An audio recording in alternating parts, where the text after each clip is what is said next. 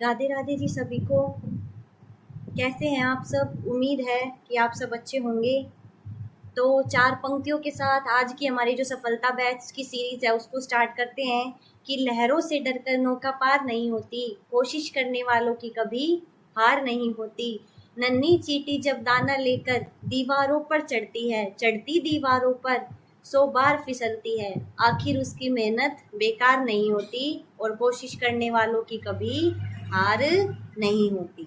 तो हमें अब अपनी सफलता जो सीरीज है इसको आगे लेकर जाना है और कोशिश यही करनी है कि जो हमारा एग्ज़ाम है उसको हम क्रैक करें। सारे क्वेश्चन मैंने यहाँ वो रखे हैं जो हमारे एग्ज़ाम में आए हुए हैं पहले, तो उसी दृष्टि से हमें अपनी तैयारी को करना है। इसमें जो क्वेश्चन आए हुए हैं उसको हम पूरी व्याख्या के साथ पढ़ेंगे, जिससे हमारे और भी जो फैक्ट हैं वो तैयार हो जाएंगे। तो सही दिशा में सही तरीके से पढ़ना बहुत ज़रूरी है। तो चलिए चलते अपनी क्लास की तरफ। जिसने भी अभी तक चैनल को सब्सक्राइब नहीं किया है वो चैनल को सब्सक्राइब कर लेना। वीडियो अच्छी लगी तो उसको लास्ट में लाइक कर देना। वीडियो को लास्ट तक ज़रूर देखना, क्योंकि ये जो सीरीज़ है ये आप लोगों के लिए बहुत इंपॉर्टेंट होने वाली है। यहाँ पे मैंने सारे क्वेश्चन व्याख्या के समेत रखे हैं ताकि जो भी फैक्ट है इम्पोर्टेंट वो सभी आपके तैयार हो जाएं। और आगे भी मैं सारे जितने भी पेपर हुए हैं हमारे 2018 से लेकर 25 तक, तो वो सारे क्वेश्चन मैं आपको करवाऊंगी। तो सभी आप क्लास से जुड़ सकते हैं, चैनल को सब्सक्राइब कर सकते हैं और मेरे टेलीग्राम ग्रुप से जुड़ सकते हैं। एनसीईआरटी भी मैंने पूरी करवा दी है वहाँ पे, तो आप पिछली क्लासों को भी देख सकते हैं। तो चलिए चलते हैं हमारी क्लास की तरफ। तो पहला क्वेश्चन,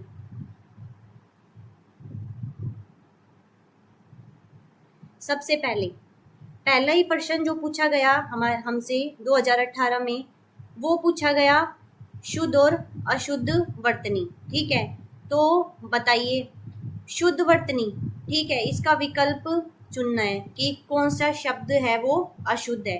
ठीक है, तो प्रस्तुतिकरण, वर्तनियाँ, विचाराई या छिपकली। तो बताइए कौन सा शब्द है वो अशुद्ध है। तो कौन सा है भाई? ये प्रस्तुतिकरण। मैंने यहाँ रखी है व्याख्या। प्रस्तुतिकरण इस प्रकार से लिखा जाता है। ठीक है, तो ये जो हमारे शब्द है वो कौन सा है भाई? ये शब्द है अशुद्ध, और बाकी शब्द हमारे विचाराई और छिपकली और वर्तनियाँ, ये सब है हमारे शुद्ध।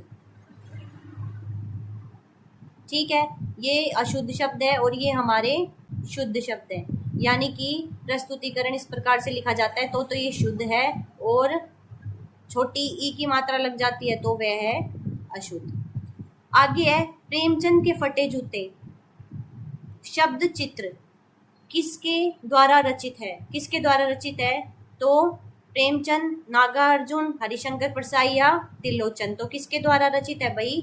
हरिशंकर परसाई। तो हरिशंकर परसाई जी के बारे में हम और देख लेते हैं कि प्रेमचंद के फटे जूते हरिशंकर परसाई का क्या है भाई? एक व्यंग निबंध है। हरिशंकर परसाई का निबंध संग्रह, जो अन्य लगे हुए हैं उनके नाम अब हमको याद रखने हैं।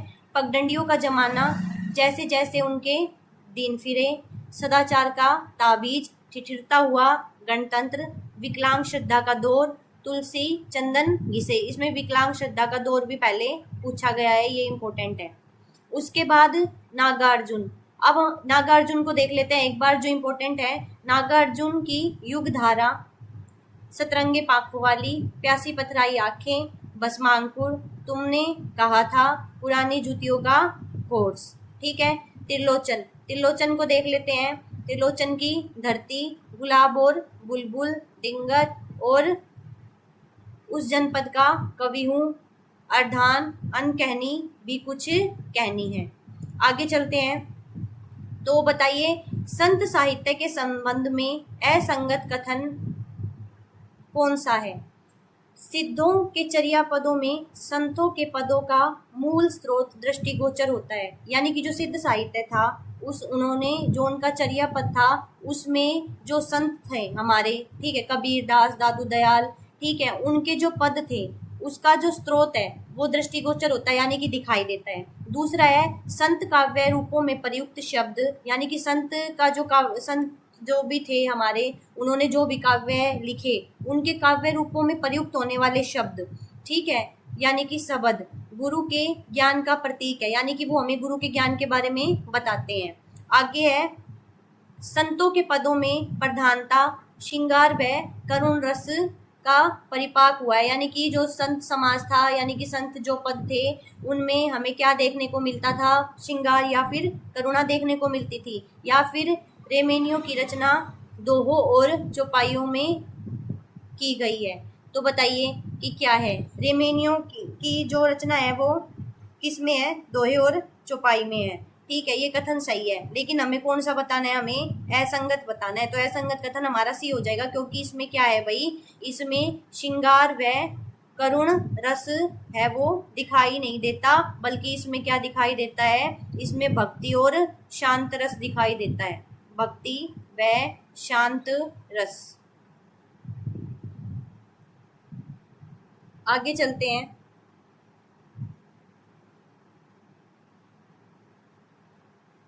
यहाँ पढ़ लेते हैं कि संत साहित्य के संदर्भ में असंगत कथन है कि संतों के पदों में श्रृंगार और करुण का परिपाक हुआ है, क्योंकि ये गलत है, क्योंकि इसमें क्या है भाई, इसमें भक्ति और शांत रस की प्रधानता है। ठीक है, कबीरदास के दोहों में देख लो, उसमें क्या है, शांत रस है, भक्ति है। और कबीरदास जी कैसे हैं भाई, कबीरदास जी निर्गुण है। ठीक है, निर्गुण भक्ति पे उन्होंने जोर दिया। ठीक है, ये बात ध्यान रखनी है। आगे चलते हैं।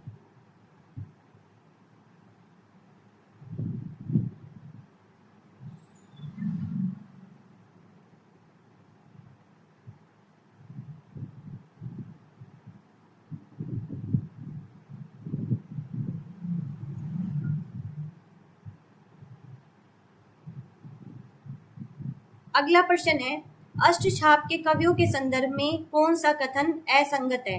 तो यानी कि जो अष्टछाप है, ठीक है, उसके जो संबंध में कौन सा कथन असंगत है, हमें असंगत कथन बताना है कि अष्टछाप के वरिष्ठ कवि कुंभनदास और कनिष्ठ कवि नंददास हैं। अष्टछाप की अष्टछाप को अष्टछखा भी कहते हैं।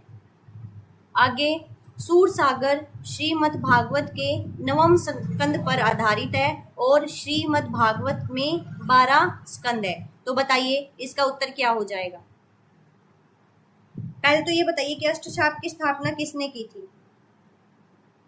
तो अष्टछाप की स्थापना की थी, मैं यहां लिख देती हूँ,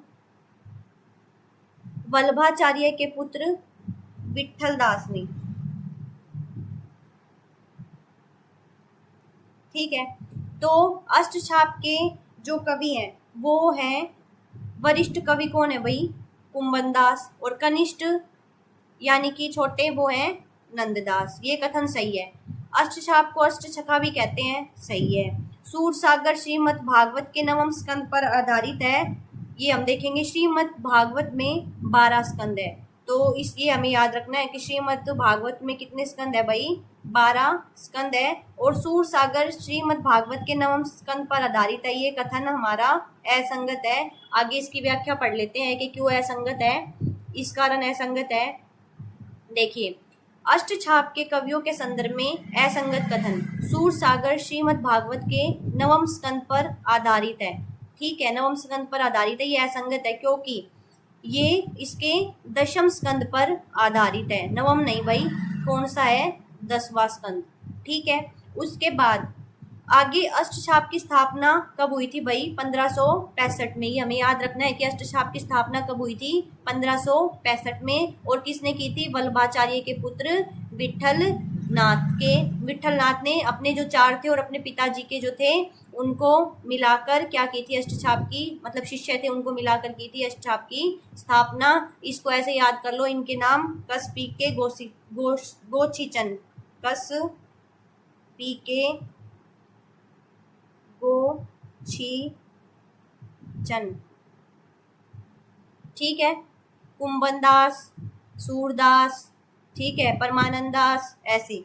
आगे चलते हैं, ये मैं आगे आपको अगली क्लास में ट्रिक से सारी चीजें याद करवा दूंगी। गोविंदास। आगे अगला प्रश्न,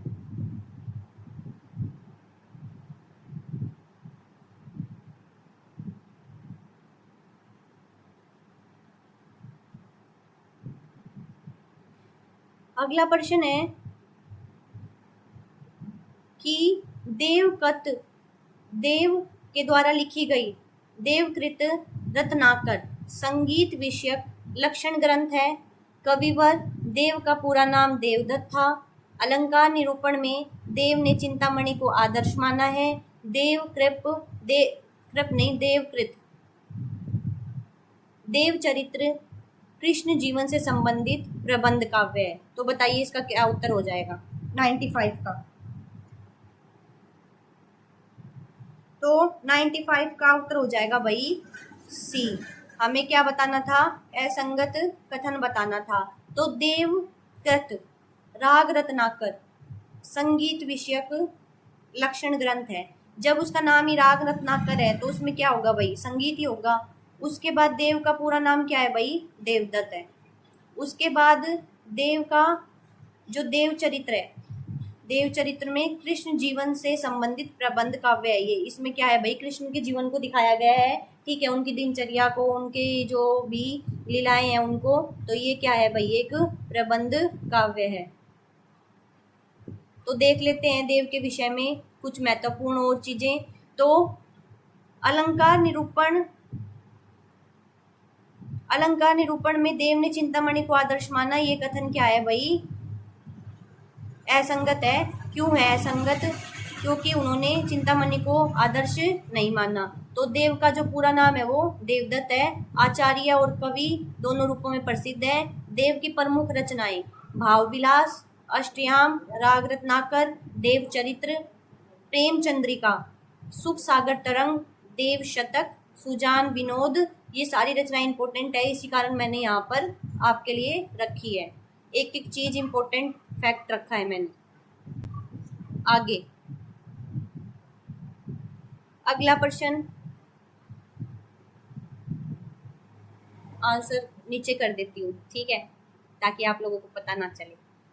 किस शब्द में दो से अधिक उपसर्गों का प्रयोग किया गया है? किस में किया गया है दो से अधिक उपसर्गों का प्रयोग? प्राध्यापक, प्रावधान, पुनरावेदन या फिर दुर्व्यवहार? तो बताइए किस में है? दो से अधिक उपसर्ग बताने हैं कि दो से अधिक उपसर्ग का प्रयोग किस में हुआ है। तो किस में हुआ है भाई? इसका आंसर हो जाएगा डी, ठीक है। इसमें प्र, इसमें भी प्र और इसमें पुनर्रह, ठीक है, पुनरावृत्त। आगे चलते हैं।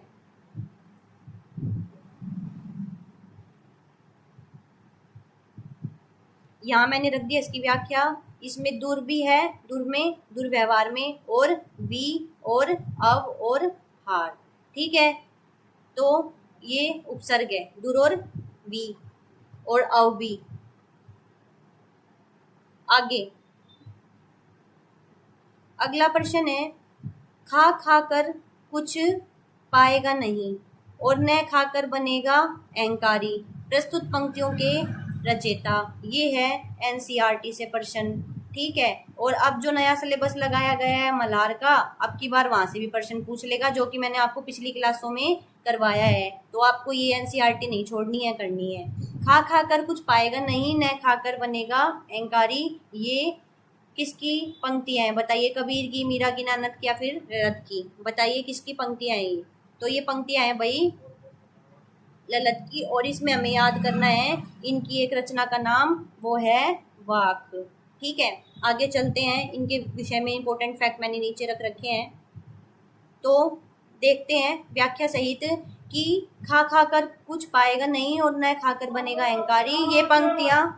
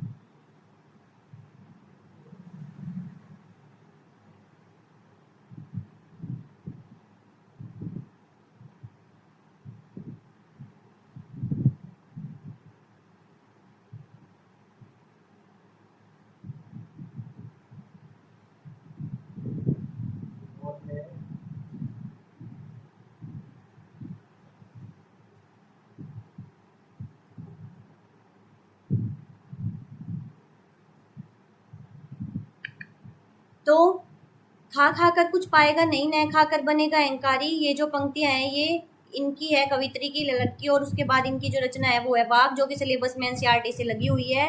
अब इनके विषय में ये क्या है भाई, कश्मीरी भाषा की एक लोकप्रिय कवित्री है।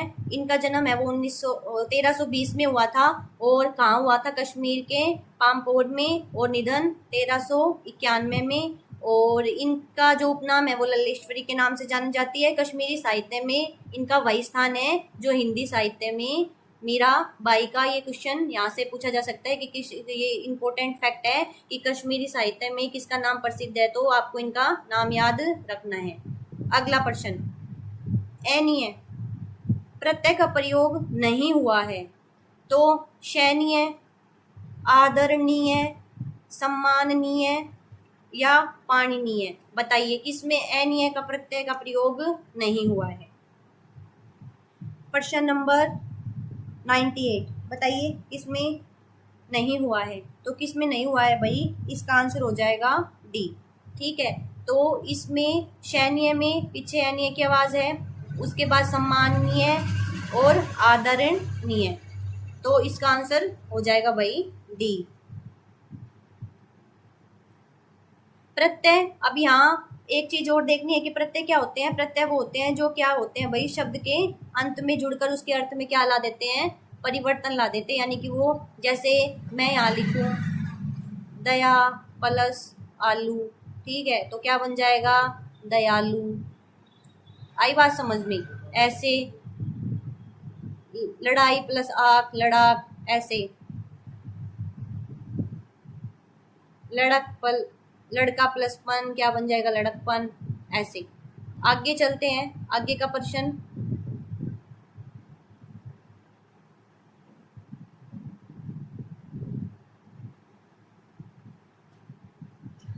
अब हमें असंगत बताना है। ये है हमारे सूफी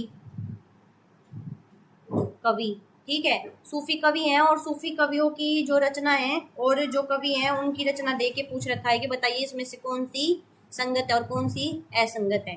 तो अंसाइत की चित्रावली, मुल्ला दाऊद का चंदायन, ईश्वर दास की सत्यवती कथा और कुतुबन की मृगावती। ठीक है, तो देखो भाई संगत तो ये सही है, कुतुबन की मृगावती, ठीक है, ईश्वर दास की सत्यवती ये भी सही है, और मुल्ला दाऊद की चंदायन भी सही है। जो चित्रावली है ना, ये चित्रावली अंसायत की नहीं है, ये है भाई उस्मान की, तो हमारा जो है संगत हो जाएगा वो हो जाएगा भाई ए। ठीक है, आगे चलते हैं।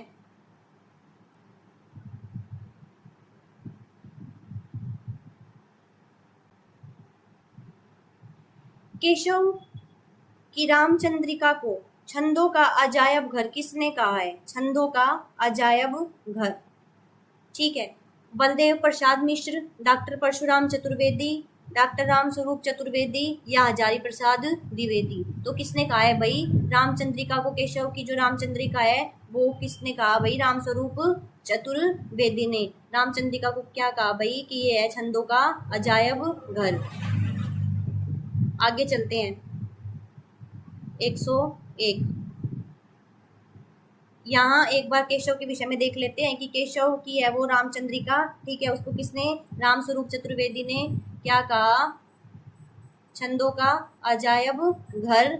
उसके बाद केशवदास जी जो थे वो ओरछा नरेश थे, राम सिंह के मतलब ओरछा नरेश थे ना, उनके भाई इंद्रजीत सिंह के क्या थे भाई, गुरु और राजाश्रित कवि थे। ठीक है, केशव की जो रचनाएं हैं वो रसिकप्रिया, रामचंद्रिका, कविप्रिया और जहांगीर जसचंद्रिका और नक्शिक और छंदमाल याद रखनी है।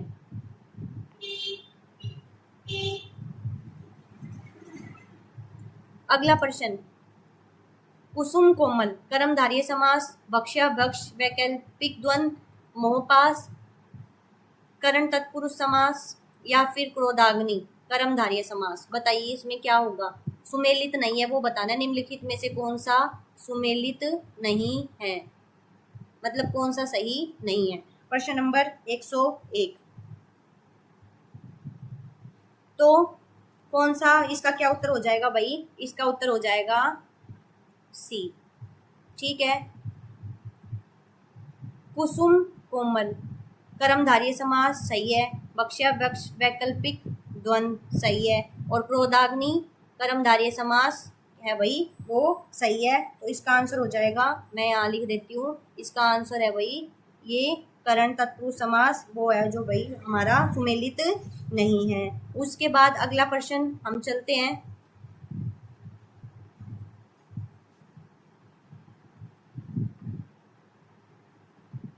पर हो गया, इसको नीचे करते, नीचे। लय प्रत्यय का प्रयोग किस शब्द में सही रूप में हुआ है? आचल, विमल, मृदुल और वितल।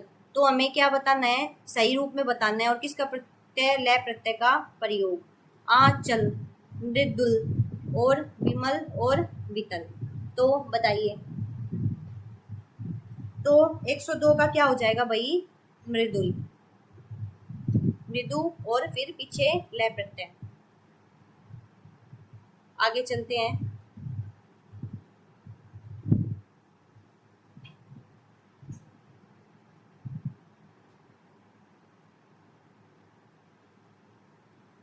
मछली का पर्यायवाची नहीं है।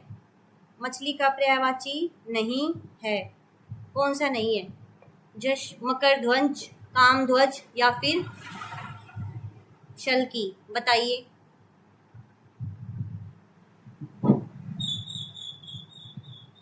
तो 103 का हो जाएगा भाई सी। ठीक है, आगे चलते हैं। बाकी सब काम ध्वज मछली का है, उसके बाद शल्की, ठीक है, और ये तीनों है भाई ये मछली के पर्यायवाची हैं।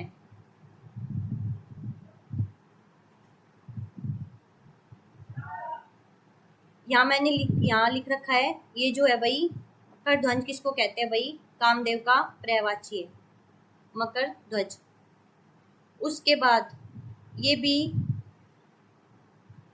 हिमालय यौन प्रवास और लोक माता यात्रा वृत्तांतों के रचयिता, और ये प्रश्न लिया गया है NCERT से। ठीक है, तो लोक माता यात्रा वृत्तांत लगा हुआ था ना हमारे सिलेबस में, है ना, पिछले वाले सिलेबस में। तो इसमें यात्रा वृत्तांत है, इसके रचयिता बताने हैं। तो कौन है भाई? लोक माता के काका कालेलकर और हिमालयन के भी काका, हिमालयन के प्रवास ये भी है हमारे काका कालेलकर। ठीक है, अब यहाँ देख लेते हैं। इसके अलावा यात्रा वृत्तांत लिखने वालों में ना एक का नाम विशेष रूप से लिया जाता है, वो है राहुल सांकृत्यायन। तो राहुल सांकृत्यायन के विषय में भी हम जो उनके इम्पोर्टेंट यात्रा वृत्तांत है ना वो यहाँ पढ़ लेते हैं। तो ये मैंने बता दिया आपको, काका कालेलकर है, इन्होंने लिखा हिमालयन प्रवास और लोकमाता। और उसके बाद ये एक और है सूर्योदय का देश, ये है काका कालेलकर के। अब राहुल सांकृत्यायन को देख लेते हैं, सबसे ज़्यादा यात्रा इन्होंने की थी। ठीक है, मेरी तिब्बत यात्रा, मेरी लद्दाख यात्रा, किन्नर देश की यात्रा, घुमक्कड़ शास्त्र, यात्रा के पन्ने, एशिया के दुर्गम भूखंड और चीन में क्या देखा। ठीक है, राहुल सांकृत्यायन। नेक्स्ट,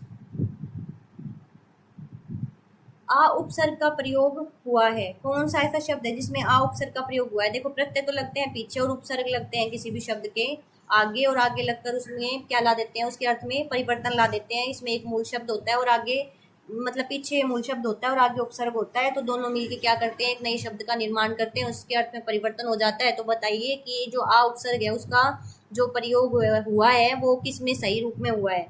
आदित्य, उसके बाद आखंडल, उसके बाद आक्षकपट्टिक या फिर आभिजात्य। बताइए। तो 105 का आंसर हो जाएगा वही सी। इसमें ये मूल शब्द और ये उपसर्ग।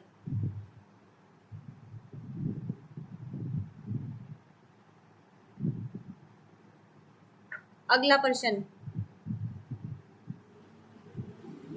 हिंदी साहित्य का वृहत इतिहास नागरी प्रचारणी सभा द्वारा कितने खंडों में प्रकाशित हुआ?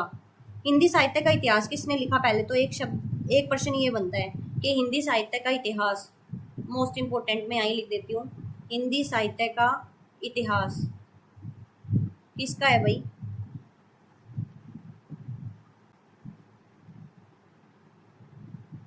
रामचंद्र शुक्ल। ठीक है।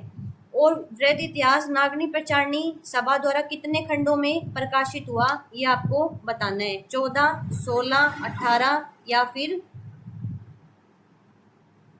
20। तो इसका आंसर क्या हो जाएगा भाई? 16।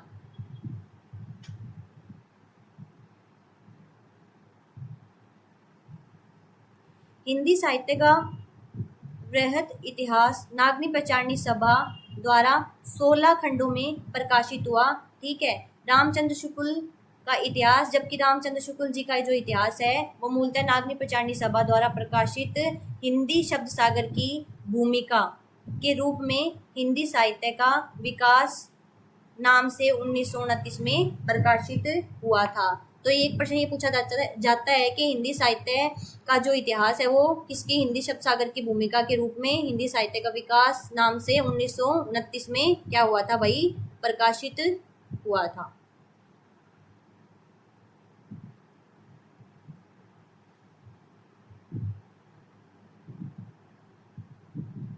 अगला प्रश्न, विलोम अशुद्ध विलोम युगम को छाटिए। जो अशुद्ध है, अवलम निरवलम, सह असह, रिज्जु और वक्र, गांव गवारू। बताइए इसमें कौन सा जो विलोम है वो संगत नहीं है, यानी कि अशुद्ध है।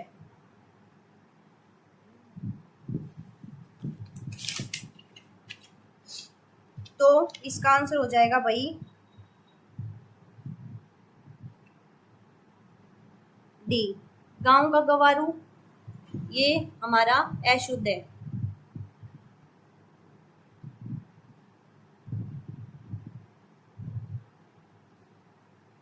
गांव का होगा नगर,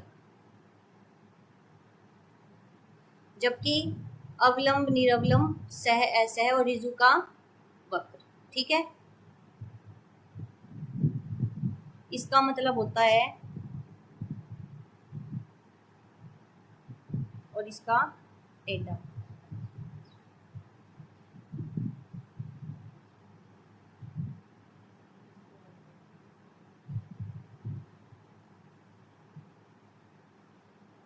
हस्त मामूल शब्द का अर्थ विद्यालय, अचानक, यथावत और अभिप्राय।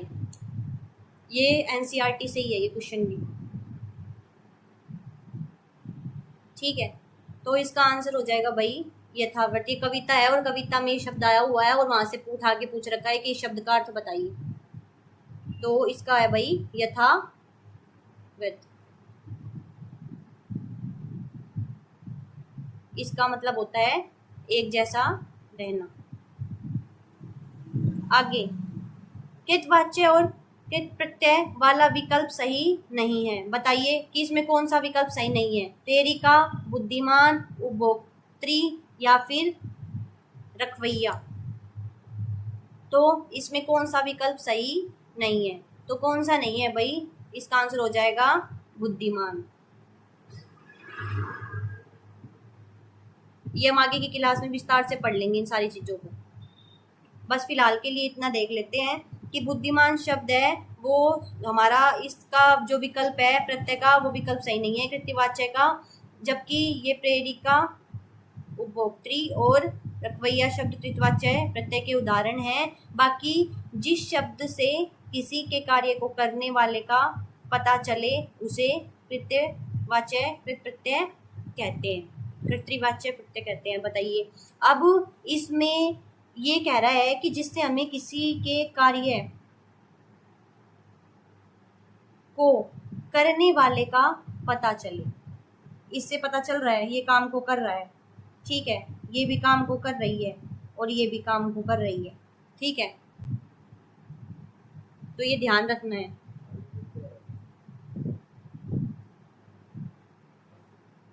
अगला है, प्रत्यय की दृष्टि से कौन सा विकल्प सुमेलित नहीं है? दांत प्लस एल, पानी प्लस ईला, कुशाब प्लस ले, नानी प्लस आल। ठीक है, तो बताइए कि कौन सा प्रत्यय की दृष्टि से सुमेलित नहीं है? तो कौन सा नहीं है भाई? पहला। ठीक है, इसमें कौन सा प्रत्यय आएगा, मैंने यहाँ लिख दिया था, ये है हमारा ए, दंतेल। बोल के देखिए, पीछे इल की आवाज आती है, उसमें पन्नीला इला की आवाज आती है, कुशल ल की आवाज आती है, उसके बाद ननियाल पीछे आल की आवाज आती है। तर प्रत्यय का उपयोग नहीं हुआ है। महत्तर, बेहतर, उच्चतर या शिक्षणेतर, तो किसमें तर का प्रयोग नहीं हुआ है, तो वो है शिक्षणेतर।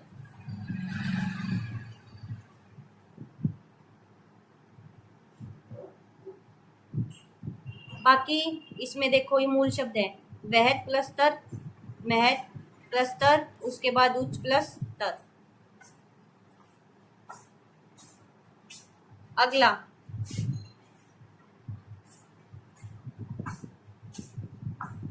प्रति उपसर्ग युक्त पद चुनिए, जिसमें प्रति उपसर्ग का क्या हुआ है भाई, प्रयोग है।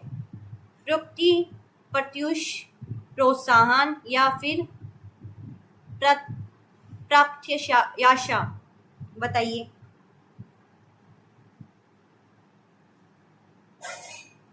प्रश्न नंबर 112, तो इसमें कौन सा हो जाएगा भाई, प्रत्योष।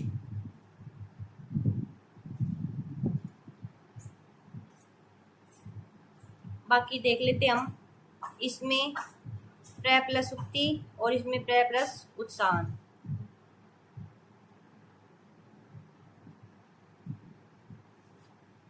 झुकाव, बुलावा, भलावा और उड़ान शब्दों का प्रत्यय भेद इंगित कीजिए। 113 का, तो 113 का हम देख लेते हैं कि कौन सा झुकाव, बुलावा और उड़ान, इनमें भाववाचक प्रत्यय, ठीक है, तो इसका आंसर है ए। भावी तो है, झुकाव, उड़ान, झुक प्लस आव, भूल प्लस आवा, उड़ प्लस आन। ये याद रखना है कि झुकाव में आव और बुलावा में आवा और उड़ान में आन। अब है, ये हमें जीवन काल बताना है कि क्या कर्म है इनका।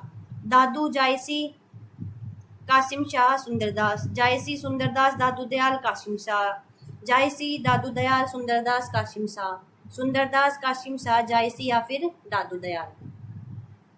तो इनका हमें क्या बताना है, इनको सही क्रम से लगाना है कि कौन सा पहले और कौन सा बाद में। तो देखिए, यहाँ इसका उत्तर है सी, और जायसी का समय क्या है, 1492, दादू का है 1544, ठीक है, और सुंदर का है 1596, और कासिम शाह का है 1731। तो तरीके से दादू, जायसी, पहले दादू होने चाहिए, पहले जायसी होने चाहिए, फिर दादू होने चाहिए 1544 में, है ना, 1492 में जायसी, उसके बाद दादू 1544 में, और सुंदरदास 1596 में, और कासिम शाह 1731 में। तो इसका उत्तर हो जाएगा सी।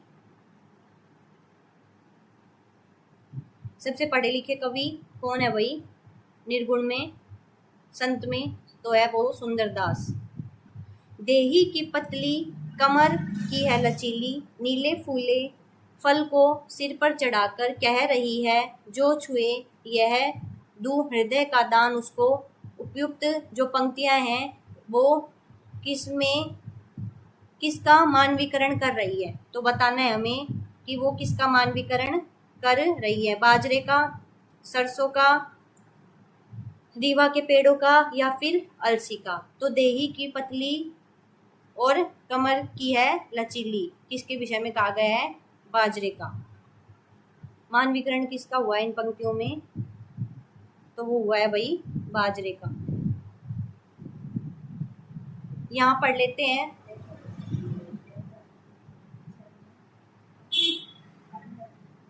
कि मानवीकरण अलंकार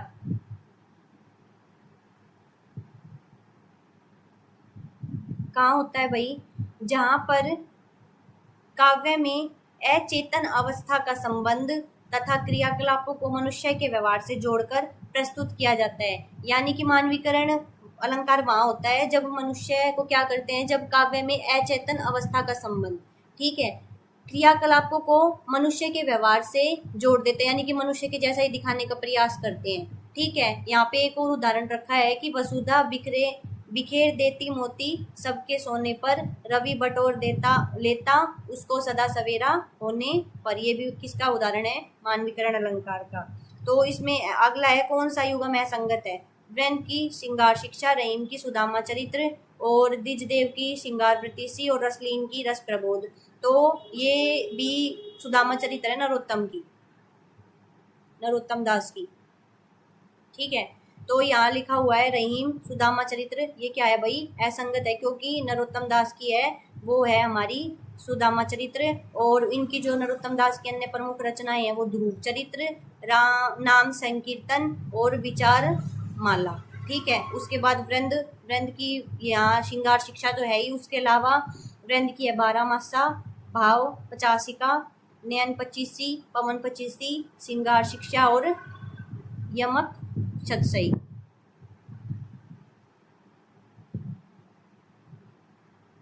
आगे चलते हैं, द्विजदेव की रचना को और देख लेते हैं। इंपोर्टेंट, द्विजदेव, रसलीन और रहीम। द्विजदेव की श्रृंगार लतिका और श्रृंगार बतीसी, रसलीन की रस प्रबोध और अंग दर्पण, रहीम दोहावली सतसई, याद रखना दोहावली और सतसई दोनों है, रहीम सतसई भी और दोहावली भी। उसके बाद बरविनाई का भेद, नगर शोभा, मदनाष्टक, खेत कौतुकम, श्रृंगार सोरठा और रास पंचाध्यायी। उसके बाद नेपथ्य में हंसी और 2 पंक्तियों के बीच, काव्य संग्रह के रचयिता। नेपथ्य में हंसी बताइए किसकी है, नेपथ्य में हंसी 2 पंक्तियों के बीच, काव्य संग्रहों के रचयिता। प्रश्न नंबर 117, तो इसका आंसर हो जाएगा भाई नेपथ्य में हंसी और 2 पंक्तियों के बीच। 117 का उत्तर हो जाएगा भाई राजेश जोशी।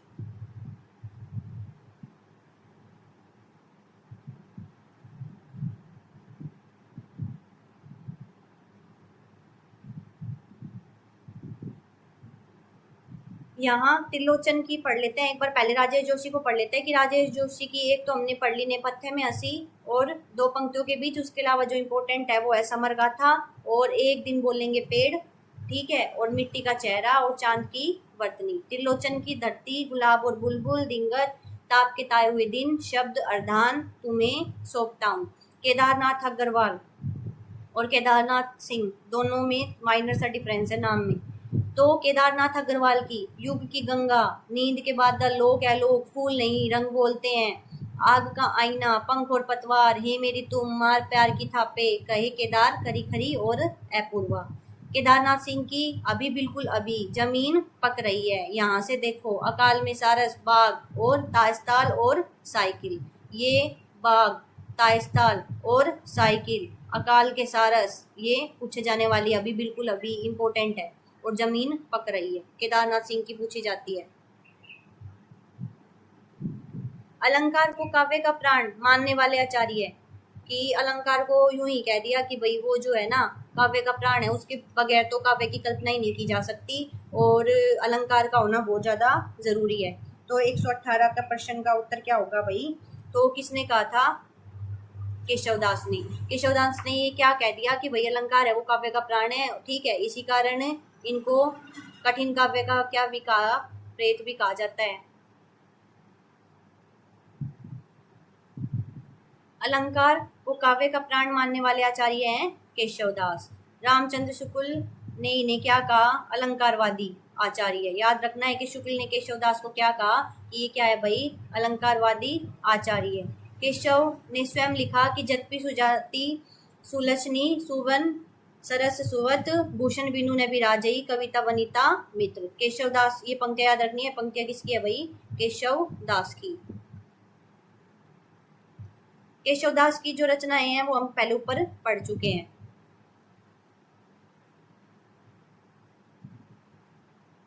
आगे पदावली, इनमें से बताना है कि निम्नलिखित में से कौन सा असंगत है। असंगत बताना है कि पदावली है वो विद्यापति के यश का आधार है, इस रचना का आधार विशुद्ध भक्ति है, जयदेव का गीत गोविंद और विद्यापति की पदावली का एक ही कोटि की रचनाएं है। मतलब जो जयदेव का गीत गोविंद है और विद्यापति की पदावली वो दोनों एक ही कोटि की रचनाएं हैं। पदावली में कवि का मन व संधि के चित्रण में विशेष रूप से लगता हुआ दिखाई देता है या लगा है या रमा है। बताइए 119 का आंसर क्या होगा? तो इसका आंसर हो जाएगा भाई बी। क्यों हो जाएगा इसका बी? देखते हैं आगे व्याख्या इसकी कि देखिए लिखा है कि विद्यापति की पदावली के विषय में असंगत कथन ये है कि इस रचना का आधार है वो विशुद्ध भक्ति है। ठीक है, निराला ने पदावली के श्रृंगारिक पदों की मादकता को नागिन की लहर का, याद रखना निराला ने क्या कहा भाई? नागिन की लहर। और आचार्य रामचंद्र शुक्ल ने विद्यापति को श्रृंगारिक मानते हैं कि भाई जो शुक्ल है वो क्या कहते हैं? विद्यापति है वो श्रृंगारिक है। और निराला ने क्या कह दिया? पदावली को क्या कह दिया भाई? कि नागिन की लहर। विद्यापति की जो रचनाएं हैं वो है कीर्तिलता, कीर्ति पताका, पदावली, गोरक्ष विजय, पुरुष परीक्षा और लिखनावी। अगला है लासा की ओर। ये भी प्रश्न एनसीईआरटी से है और अब की बार नई वाली एनसीईआरटी से कंफर्म क्वेश्चन पूछेगा वो। ये एनसीईआरटी से है, जो कहते हैं ना एनसीईआरटी से क्वेश्चन नहीं आते। देख लो अब तक कितने प्रश्न आ चुके हैं। लासा की ओर यात्रा वृत्तांत के रचयिता कौन है भाई? हमने पढ़ा था राहुल सांकृत्यायन।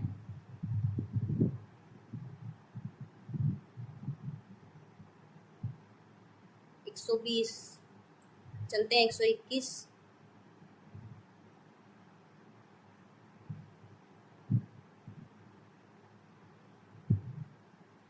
छायावाद की महत्वपूर्ण कृति कामायनी में कितने सर्ग हैं? 14, 15, 16 या 18? तो कितने सर्ग है भाई?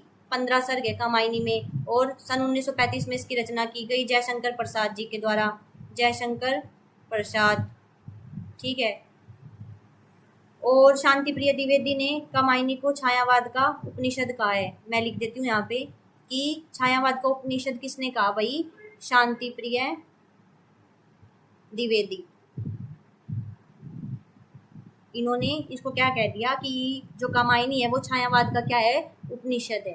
ठीक है, उसके बाद इसमें पात्र हैं कामायनी में वो उनके जो प्रतीक हैं। मनु है मन का प्रतीक, श्रद्धा है हृदय का। देखो मैं से मनु और मैं से मन। श्रद्धा है वो क्या है? हृदय में रहती है ना। ऐसे ट्रिक से याद कर लो। ईड़ा बुद्धि है और कुमार मानव है।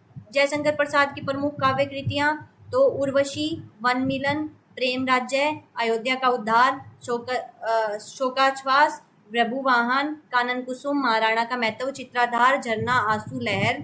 ठीक है, और कामायनी आप लोगों को पता ही है।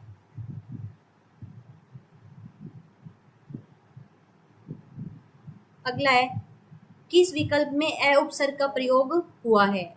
हम उपसर्ग और प्रत्यय ना एक अलग से क्लास करेंगे क्योंकि उपसर्ग और प्रत्यय से क्वेश्चन आ रहे हैं तो हम उसको अच्छी तरह तैयार करेंगे। तो अ का प्रयोग हुआ है अत्यय, अतीव, अतियुक्ति और अप्रत्याशित। तो बताइए किस में हुआ है? प्रश्न नंबर 122। तो किस में हुआ है भाई? डी, अ और फिर प्रत्याशित।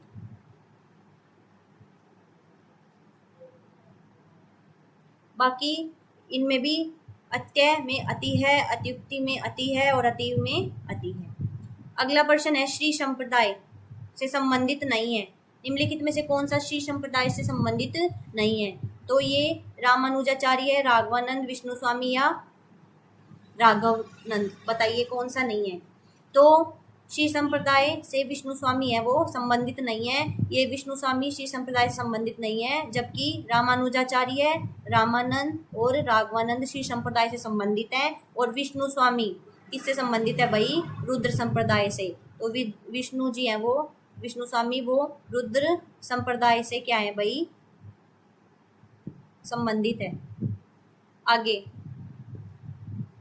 हिंदी में रीति शब्द का प्रयोग, सही कुट का चयन करना है। स्थापना और तर्क दिया हुआ है। स्थापना ये है कि हिंदी में रीति शब्द का प्रयोग काव्यांग निरूपण के अर्थ में हुआ है, यानी कि जो रीति है उसका प्रयोग किसमें बता दिया कि काव्यांग का जो निरूपण है उसके अर्थ में हुआ है। और जिन ग्रंथों में काव्यांगों के लक्षण व उदाहरण दिए जाते हैं रीति ग्रंथ कहलाते हैं। और कवि कुल कंठाभरण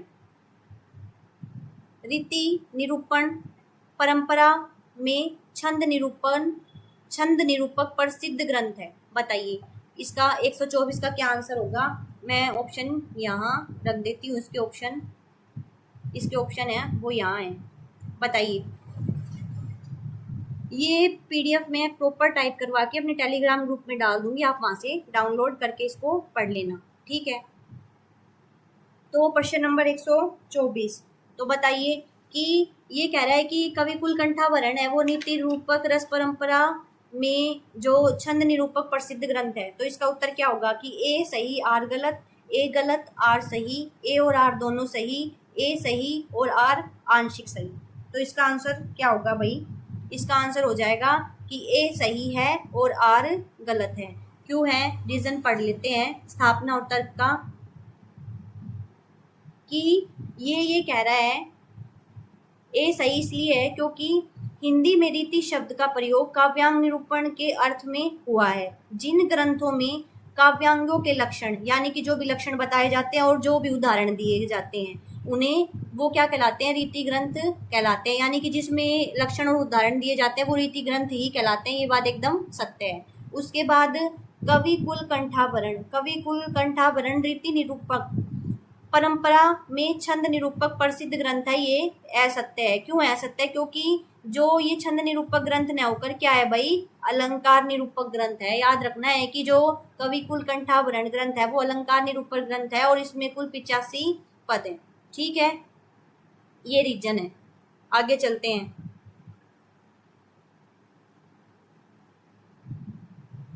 रसलीन का महत्वपूर्ण ग्रंथ रस प्रबोध है। इसमें रसों के अतिरिक्त 8 सात्विक भाव, 33 संचारी भाव और नायक नायिका भेद की विवेचना है।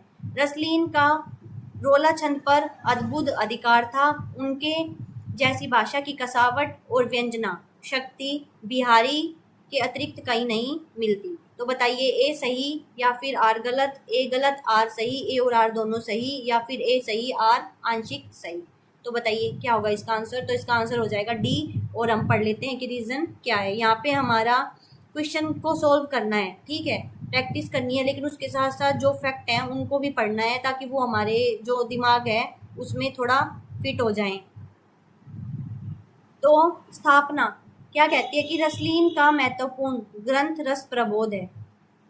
ये सही बता रहा है बात। इसमें रसों के अतिरिक्त 8 सात्विक भाव, याद रखना है कि सात्विक 8 और 33 संचारी भाव और नायक नायिका भेद का विवेचन है। उसके बाद तर्क ये कहता है कि रसलीन का रोला छंद पर अद्भुत अधिकार था। यही लिखा है कि उनका अद्भुत अधिकार था। उनके जैसी भाषा की कसावट और व्यंजना शक्ति कैसी थी भाई, बिहारी के अतिरिक्त कहीं नहीं मिलती। यह आंशिक रूप से सही है क्योंकि ऐसा नहीं है कि सिर्फ मतलब बिहारी के अतिरिक्त कहीं नहीं मिलती, ठीक है, सिर्फ उनके पास ही थी। तो इसलिए इसको क्या बता दिया, आंशिक सही। अगला क्रम से लगाना है। निम्नलिखित कवियों को उनके जीवन काल के आरोही क्रम में व्यवस्थित कीजिए। त्रिलोचन, नागार्जुन, मुक्तिबोध। उसके बाद रांगे राघव, नागार्जुन, त्रिलोचन, मुक्तिबोध, रांगे राघव, नागार्जुन, मुक्तिबोध, त्रिलोचन, रांगे राघव। उसके बाद लास्ट नागार्जुन, त्रिलोचन, रांगे राघव और मुक्तिबोध। तो इसका आंसर 126 का आंसर बताइए कि जन जीवन काल के आधार पर 126 का आंसर क्या हो जाएगा। तो 126 का हो जाएगा भाई बी। क्यों, नागार्जुन 11, त्रिलोचन 17। हम आगे पढ़ लेते हैं, मैंने रख रखे हैं सन को, मैं उसको लगा देती हूँ।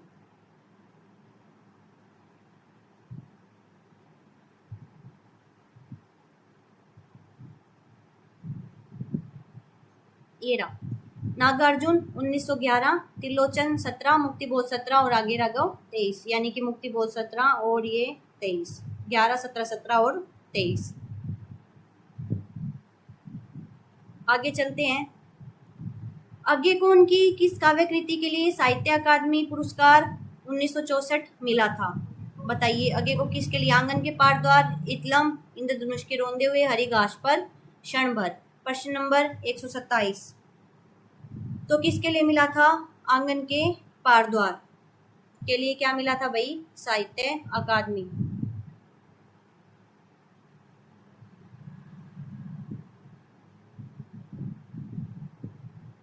ये रहा।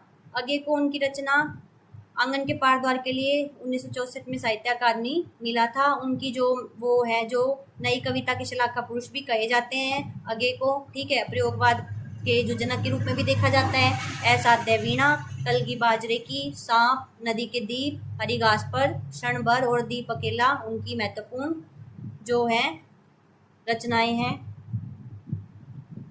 किस्म किस्म की कविता नामक लेख के रचयिता कौन है? नरेश कुमार, डॉक्टर जगदीश गुप्त, मुक्तिबोध या फिर नागा अर्जुन? तो इसका आंसर क्या हो जाएगा भाई? जगदीश गुप्त।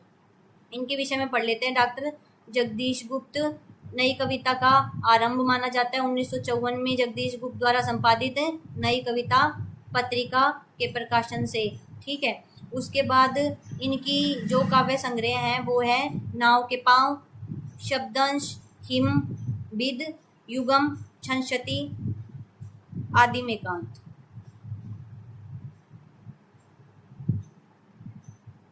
अगला है गरीबों की प्रार्थनाएं व्यर्थ नहीं जाती। वाक्य में रेखांकित पद में संज्ञा भेद इंगित कीजिए कि मतलब कौन सी संज्ञा का भेद है? भाववाचक, समूहवाचक, जातिवाचक या फिर व्यक्तिवाचक? कि गरीबों की प्रार्थनाएं कभी खाली नहीं जाती या व्यर्थ नहीं जाती, इसमें है जातिवाचक, ठीक है। जातिवाचक कब होते हैं? जिसमें किसी एक ही प्रकार की जाति, वस्तु, व्यक्तियों का बोध होता है। जयशंकर प्रसाद का जो उपनाम है, आरंभिक उपनाम क्या था? मधु या फिर कलाकार या फिर रसिक या फिर रंजन? तो क्या था भाई?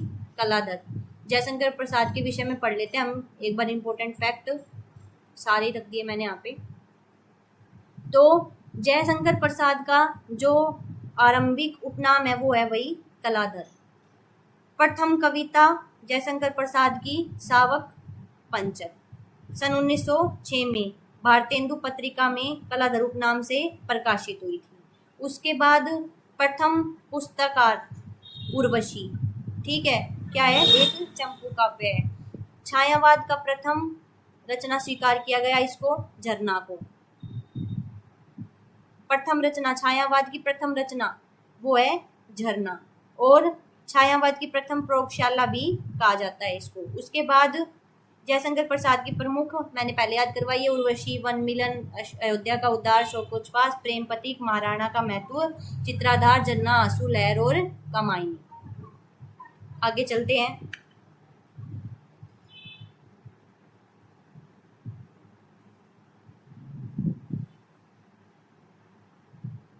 काकू भाई चार्जिंग खत्म हो गई, लगाइए।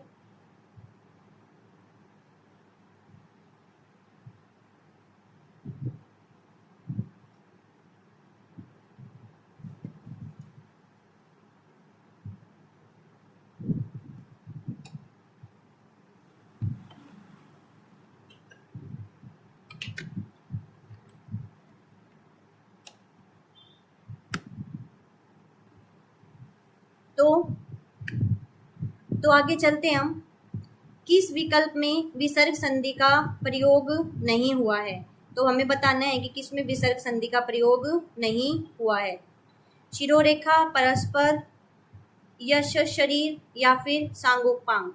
तो इसका आंसर क्या होगा भाई? बी। संधि क्या है? सबको पता है संधि क्या होती है। दो या दो से अधिक वर्णों से मिलकर जो विकार उत्पन्न होता है उसे हम क्या कहते हैं? संधि। और संधि कितने प्रकार की होती है? 3 प्रकार की, स्वर, व्यंजन और विसर्ग। हम ये आगे एक क्लास में पूरे ट्रिक से पढ़ लेंगे इसको, ठीक है। बहुत आसान है। इसमें गुण संधि है शब्द में, सांगोपांग में, ठीक है। विसर्ग संधि नहीं है। निम्नलिखित में से किस विकल्प में मूल या अयौगिक भाववाचक संज्ञा नहीं है? यानी कि इसमें मूल या यूं कह लो अयौगिक जिसमें योग नहीं हो, भाववाचक संज्ञा नहीं है, मतलब जिसमें भाव का जो मतलब भाववाचक संज्ञा है वो नहीं बनती है। रोग, क्षमा, ममता और सत्य 132 का। तो बताइए इसका क्या आंसर हो जाएगा। प्रश्न नंबर 132। तो इसका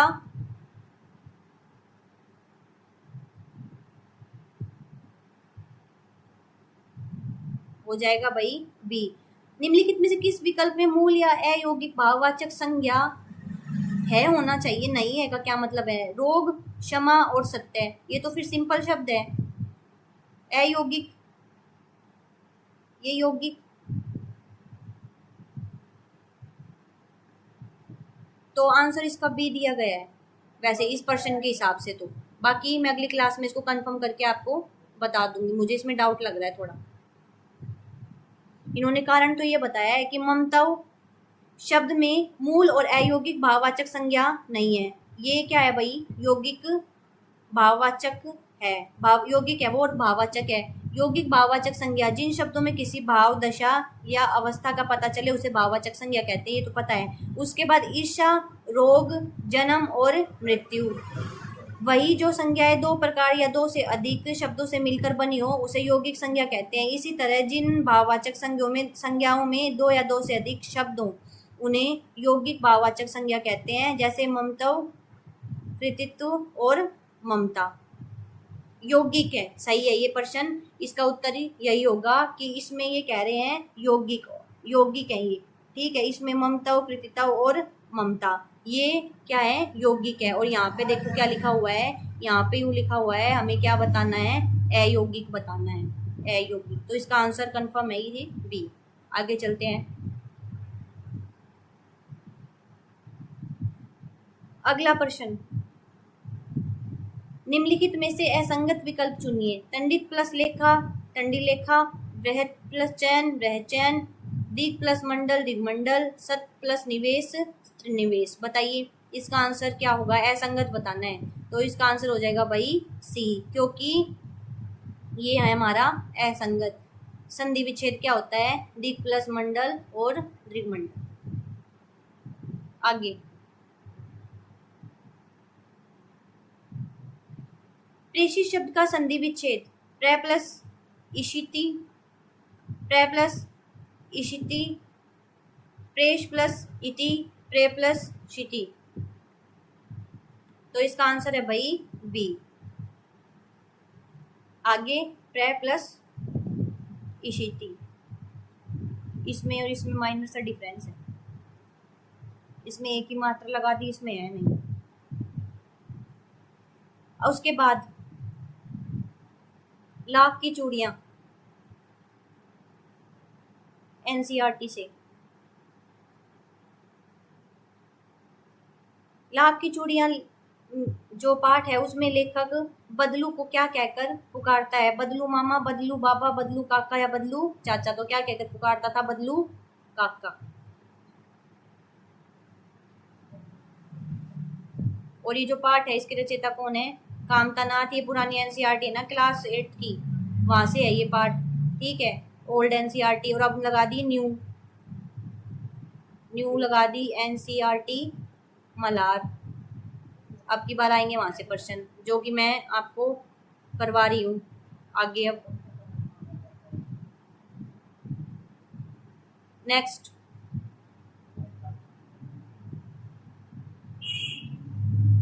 किस विकल्प में तत्पुरुष समास का प्रयोग नहीं हुआ है, ख्याति प्राप्त, शतपथ, शपथ पत्र, सेवानिवृत्त या अंधविश्वास। तो किस में नहीं हुआ है, अंधविश्वास। ख्याति प्राप्त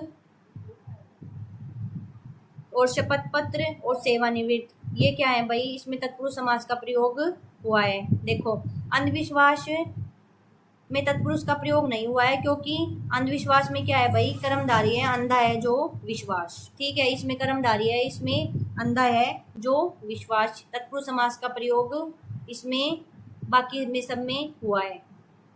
कर्मधारी समास के विषय में एक बात याद रखनी है कि इसमें पहला पद विशेषण और दूसरा पद क्या होता है भाई, विशेष्य होता है। दादू दयाल के संदर्भ में कौन सा कथन असत्य है, पहला, सांबर के निकट नराने नामक स्थान पर 1603 में इन्होंने अपना शरीर छोड़ा। कमाल और रामदास ने इनकी रचनाओं का संग्रह हरडेवानी के नाम से किया। ठीक है। कालांतर में रजम ने इसका संपादन अंगवधु नाम से किया और इन्होंने निर्गुण निराकार को व्यक्तिक भावनाओं का विषय बनाया। तो बताइए क्या दादू के विषय में असत्य है? प्रश्न नंबर 137। तो बी, इसका जो आंसर है वो है बी, क्योंकि इन्होंने क्या किया भाई, कमाल और रामदास ने इनकी रचनाओं का संग्रह हरडेवानी के नाम से किया। ये कथन असंगत है। क्योंकि क्यों असंगत है, इसका रीजन मैंने यहाँ रख रखा है, अभी देख लेते हैं। रीजन ये है कि इनका जो कमाल और रामदास ने किया था ये है भाई असंगत, क्योंकि वाणी का जो संपादन है वो दो शिष्य कौन कौन थे भाई, संतदास और जगन्नाथ दास ने हरडेवानी नाम से किया था। तो संतदास और जगन्नाथ दास ने किया था, किसने नहीं किया था? कमाल और रामदास ने नहीं किया था। संतदास और जगन्नाथ दास का नाम याद रखना है। उसके बाद दादू के संप्रदाय को परब्रह्म संप्रदाय और ब्रह्म संप्रदाय के नाम से जाना जाता है। दादू की प्रमुख रचनाएं अंगवधु, ठीक है, काया बोली, अंगवधु और काया बोली। और अंग दर्पण किसकी है? वो है रसलीन की, याद रखना। अब शब्द के अर्थ पूछ रखे हैं जक और जक, बताइए। एक है जक और एक है झक।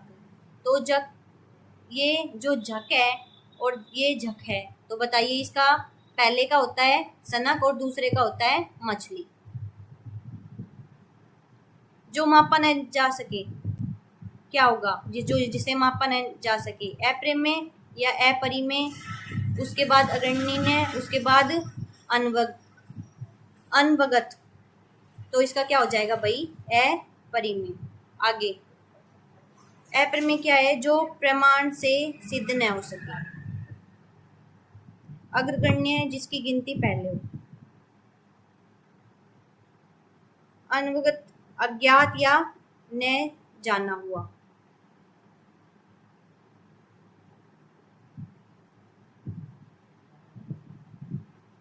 अपरि में, परि में यानी कि मापा ना जा सके। कवि बच्चन सिंह ने अग्निपथ शब्द का प्रयोग किसके प्रतीक स्वरूप किया है? ये भी एनसीईआरटी से है। कांटों की डगर का, अग्नि के सफर का, जीवन की कठिनाई का, या फिर कुंसित मनोवृत्ति का। तो क्या है भाई? इसका आंसर हो जाएगा जीवन की कठिनाइयों का। बच्चन ने अग्निपथ शब्द का प्रयोग जीवन की कठिनाई के प्रतीक के रूप में किया है। और जो ये क्या थे भाई? हालावाद के प्रवर्तक थे। उमर खवैया का इन पर क्या था? प्रभाव था, सबसे ज्यादा देखने को मिलता है। इनकी जो प्रमुख रचनाएं हैं वो है मधुशाला, मधुबाला, मधु कलश, निशा निमंत्रण, एकांत संगीत, आकुल आंतर, बंगाल का अकाल, खादी के फूल और मिलन यामिनी। उसके अलावा हम आगे इनके विषय में विस्तार से पढ़ लेंगे।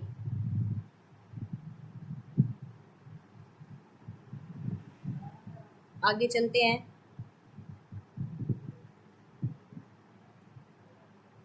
दश शब्द किस शब्द समूह के लिए सटीक नहीं है? नक्षत्र, अवतार, दिशा या फिर दिक्पाल। यानी कि 10 नक्षत्र होते हैं, 10 दिशा होती है, 10 अवतार होते हैं, दिक्पाल। तो ये 10 नक्षत्र, ठीक है, नक्षत्र के लिए ये समूह है वो सटीक नहीं है।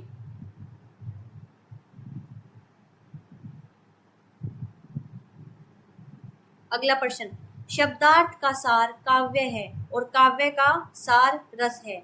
ये रीतिकालीन आचार्य द्वारा कहा गया है। किस रीतिकालीन आचार्य द्वारा कहा गया है? भिखारीदास, देव, कुलपति मिश्र या पद्माकर। तो किसके द्वारा कहा गया है भाई? देव कवि के द्वारा। ठीक है, क्या कहा गया है कि ये देव कवि के द्वारा कहा गया है कि, और ये है भाई रीतिबद्ध धारा के कवि। ठीक है, ये कथन हमें याद रखना है। उन्होंने कहा है कि शब्दार्थ का सार काव्य है, यानी कि जो भी शब्द है उनका जो सार है वो काव्य है, और काव्य का सार है यानी कि काव्य का जो सार है वो है रस। देव कविता में अभिधा को महत्व देते हैं, जब तो उन्होंने कहा था कि अभिधा उत्तम काव्य है, ये याद रखना है। काव्य रसायन में लिखते हैं वो अभिधा के विषय में, यानी कि ये रहा ना, अभिधा उत्तम काव्य है। मध्य लक्ष्मा लीन, अधम व्यंजना रस विरस, उल्टी कैत नवीन। ये रस काव्य रसायन में, ये हम पहले ऊपर देख चुके हैं।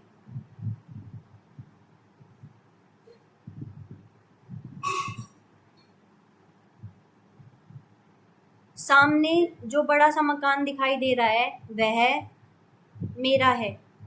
इसमें जो सर्वनाम है वो क्या है? प्रश्नवाचक, निजवाचक, संबंधवाचक या अनिश्चयवाचक? अनिश्चय तो है नहीं, ठीक है, वो संबंधी बता रहा है कि वो जो घर दिखाई दे रहा है वो मेरा है, ठीक है।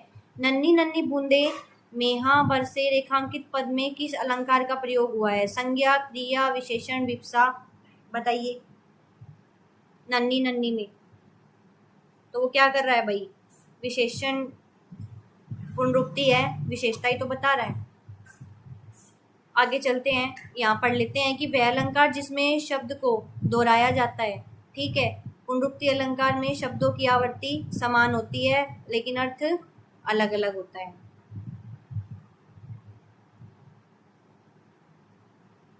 अगला है श्री पुनीत जी शर्मा, भारत के प्रसिद्ध शिक्षाविद हैं। आप इतिहास पढ़ाते हैं, वाक्य में प्रयुक्त सर्वनाम है, बताइए कौन सा होगा?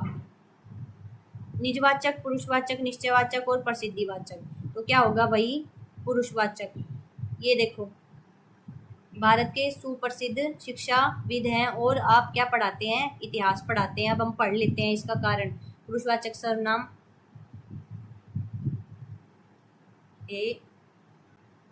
देखो, इसमें पुरुषवाचक सर्वनाम है। पुरुषवाचक सर्वनाम कब होता है? कि जब किसी व्यक्ति, जीव, वस्तु, स्थान या फिर विचार के संदर्भ में प्रयोग होने वाला सर्वनाम क्या कहलाता है? पुरुषवाचक सर्वनाम कहलाता है। इसके कितने भेद होते हैं? 3 भेद होते हैं, एक उत्तम, एक मध्यम और एक अन्य। तो उत्तम मैं, मेरा, हम और हमारा। तो हम हमेशा खुद को उत्तम बताते हैं, मैं, मेरा और हम, और हमारा हम है उत्तम, ठीक है। उसके बाद मध्यम, दूसरे को क्या बताएंगे? तू, तुम, आप, ठीक है, अपने और तुम्हारा। उसके बाद अन्य, वह, वे, उसका और उनकी। इनको याद रखना है।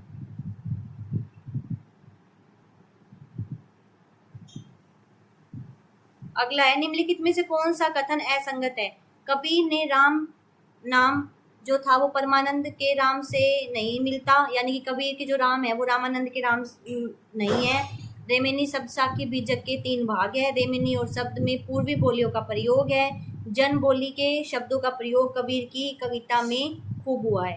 तो ये बात तो सही है कि जन बोली जो है उसका जो शब्द है वो कबीर की कविता में खूब प्रयोग हुए हैं। उसके बाद रेमेनी और शब्द में पूर्वी बोलियों का प्रयोग हुआ है। बताइए कि क्या होगा 146 का आंसर?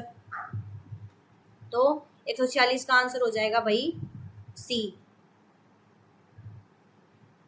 बीजक के तो भाग है, रेमेनी शब्द और साखी याद रखने हैं। बीजक के 3 भाग हैं।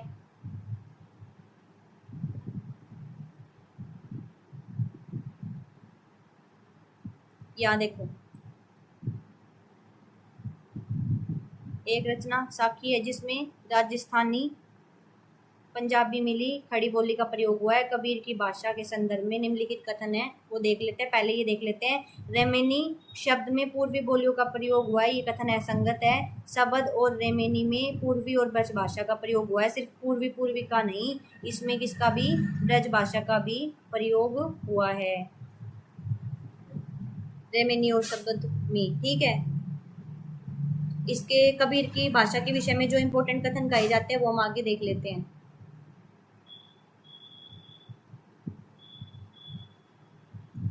तो कबीर की भाषा को श्याम सुंदर दास ने क्या कह दिया भाई? पंचमेल खिचड़ी। रामचंद्र शुक्ल ने संदूकड़ी और हजारी प्रसाद द्विवेदी ने भाषा का डिटेक्टर, बच्चन सिंह ने संत भाषा, ठीक है।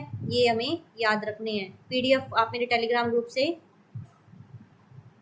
डाउनलोड कर लेना, मैं इसको प्रॉपर टाइप करवा के ग्रुप में सेंड कर दूंगी। मीरा ने कृष्ण को गौवन के रखवारे कहा है, इसके लिए एक शब्द है, सबको पता है, गौवे के रखवाले यानी कि गोपाला, ठीक है।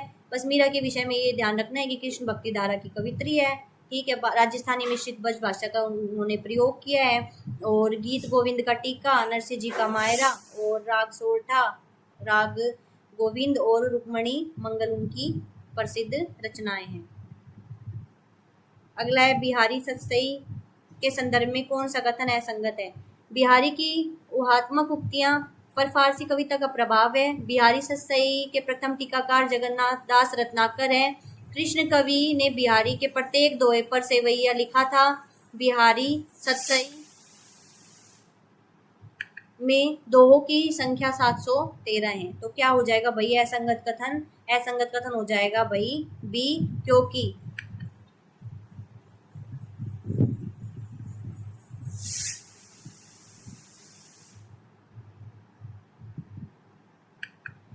बिहारी सत्सई के प्रथम टीकाकार जगन्नाथ दास रत्नाकर नहीं बल्कि कृष्ण कवि थे। ठीक है, इस कारण ये क्या हो जाएगा?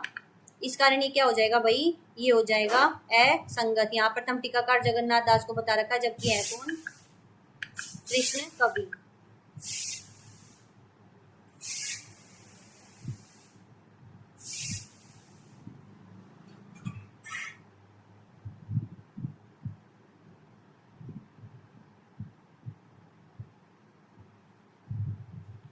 अगला प्रश्न है, निम्नलिखित में से कौन सा कथन असंगत है? देवनागरी लिपि को लोकनागरी भी कहा जाता है। यह लिपि वर्णात्मक है। देवनागरी में एक ही ध्वनि के कई चिन्ह हैं। देवनागरी के प्रत्येक वर्ण का स्पष्ट उच्चारण होता है। तो बताइए इसमें से कौन सा कथन है वो असंगत है? तो इसमें कौन सा कथन है वो सी संगत असंगत है। क्योंकि क्यों है असंगत? क्योंकि देवनागरी में एक ध्वनि के लिए एक ही चिन्ह होता है, कई चिन्ह नहीं होते हैं। ठीक है, आगे चलते हैं। आज का लास्ट प्रश्न, किस विकल्प में अनुपसर्ग का प्रयोग हुआ है? बताइए किस में हुआ है इनमें से? तो किस में हुआ है भाई? डी इसका सही आंसर हो जाएगा। 150 का आंसर है भाई डी। तो इसी के साथ ये जो हमारी क्लास है वो पूरी होती है। अगर आपको क्लास अच्छी लगी हो तो आप क्लास को लाइक करना और चैनल को सब्सक्राइब करना। ऐसे ही हम हमारे जितने भी पेपर हैं सारे सभी को व्याख्या के साथ सोल्व करते रहेंगे, ताकि हमारी जो तैयारी है वो बहुत अच्छी हो जाएगी और हमारा जो एग्ज़ाम है उसमें हमें उसको पास करने में काफ़ी सहायता मिलेगी। मेरा मकसद आप लोगों को जो ये एग्ज़ाम है उसको सही तरीके से पढ़ाकर उसको क्लियर करवाना है। तो सही प्लेटफॉर्म से जुड़ें और अपनी तैयारी को बेहतर बनाएं। आज के लिए बस इतना ही। सभी को धन्यवाद। राधे राधे।